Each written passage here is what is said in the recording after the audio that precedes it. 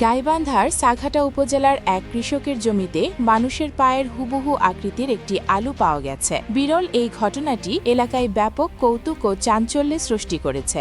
আলুটির আকার এবং আঙুল সহ পায়ের পাতার গঠন দেখে বিস্ময় প্রকাশ করেছেন স্থানীয়রা। জানা গেছে, সাঘাটা উপজেলার এক কৃষক তার নিজের জমিতে আলুর ফলন তুলতে গিয়ে এই বিচিত্র আলুটির দেখা পান। আলুটির নিচের অংশটি হুবহু মানুষের পায়ের পাতার মতো, যেখানে 5টি আঙুলের স্পষ্ট ছাপ লক্ষ্য করা যায়। এটি মূলত সাধারণ গোল আলু বা মিষ্টি আলুর কোনো জাত হতে পারে বলে ধারণা করা হচ্ছে, তবে এর গঠন সাধারণ আলুর চেয়ে সম্পূর্ণ আলাদা। মানুষের পায়ের মতো আলুর খবর এলাকায় ছড়িয়ে পড়লে গ্রামবাসী এবং আশেপাশের এলাকার মানুষ ওই কৃষকের বাড়িতে ভিড় জমাতে শুরু করেন। স্থানীয়দের কেউ কেউ এটিকে অলৌকিক ঘটনা হিসেবে দেখছেন, আবার অনেকে প্রকৃতির বৈচিত্র্য হিসেবেই বর্ণনা করছেন।